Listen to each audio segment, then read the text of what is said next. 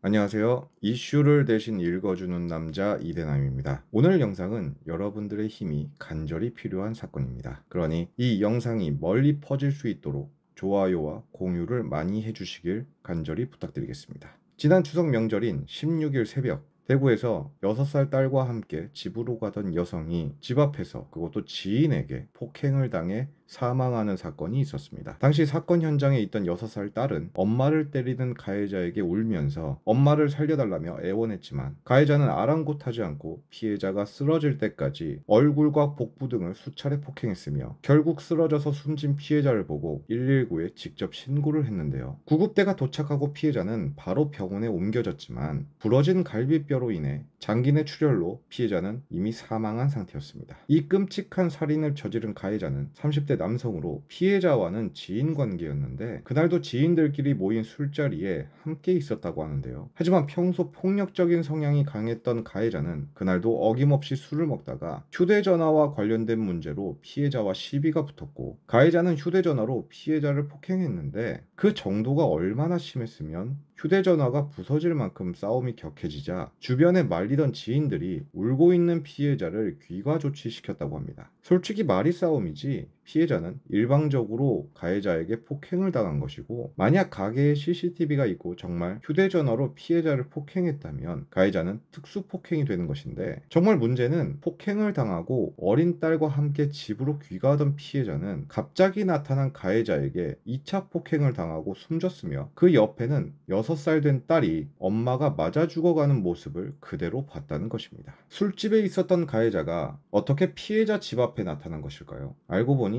술집에서 피해자를 보낸 뒤 가해자는 자신도 집으로 가야겠다면서 일어났고, 집으로 간다던 가해자는 자신의 집이 아닌 사실 피해자를 쫓아간 것인데요. 애초에 가해자는 집에 갈 생각도 없었고 피해자에게 보복을 하기 위해 술집에서 나온 것입니다. 정말 이런 쓰레기 같은 놈을 어떻게 해야 좋을까요? 그리고 6살밖에 안 된 어린 딸이 받았을 정신적 피해가 얼마나 클지 짐작도 안 되는데요. 이 사건만 봐도 너무 화가 나는데, 더 화가 나는 것은 또 있습니다. 가해자는 현재 경찰에 구속이 된 상태이지만, 경찰 조사에서 가해자는 폭력은 있었지만 피해자가 혼자 머리를 받고 죽었으며, 자신은 구호 조치를 위해 119에 신고를 한 것이고, 피해자가 휴대폰을 놓고 가서 가져다 주기 위해 집 앞으로 간 것이지 보복을 하기 위해 찾아간 것은 아니라고 진술을 했는데요. 여러분은 이게 말이 된다고 생각하시나요? 자신이 폭행을 해서 피해자가 집으로 간 것인데, 갑자기 휴대폰을 놓고 간 피해자가 걱정이 돼서 지인들에게는 집에 간다고 거짓말을 한 뒤에 피해자의 휴대폰을 가져다 주기 위해 집 앞으로 갔다? 앞뒤가 전혀 안 맞지 않습니까? 게다가 이미 부검 결과에서 피해자의 머리에는 아무런 문제가 없었으며, 피해자 딸의 증언으로 혼자 머리를 받고 죽었다는 진술도 거짓임이 밝혀졌지만, 피해자의 몸에는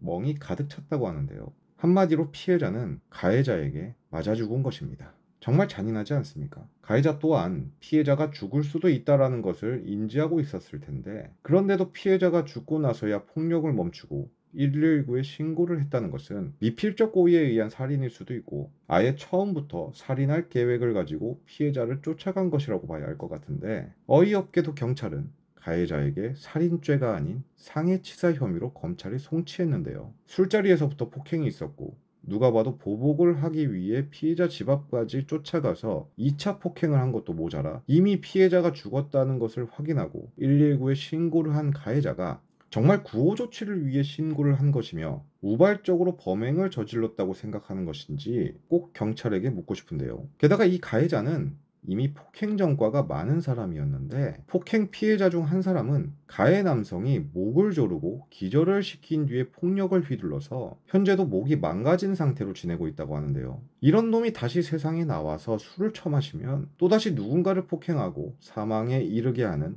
살인을 저지를 가능성이 아주 많은 잠재적 살인마가 되는 것입니다. 그래서 저는 저놈이 꼭 살인죄로 처벌을 받아야 한다고 생각을 해서 이렇게 영상을 제작했는데요. 그러려면 여러분들의 관심이 그 어느 때보다 절실합니다. 한창 엄마의 보살핌이 필요한 6살 아이에게서 엄마를 빼앗아간 저 악마 같은 놈이 꼭 살인죄가 적용이 돼서 무거운 처벌을 받을 수 있게 도와주시기를 간곡히 부탁드리겠습니다. 저 또한 최선을 다해서 이 사건이 퍼질 수 있게 노력할 것이며, 가해자의 정보가 들어오는 대로 영상을 제작하도록 하겠습니다.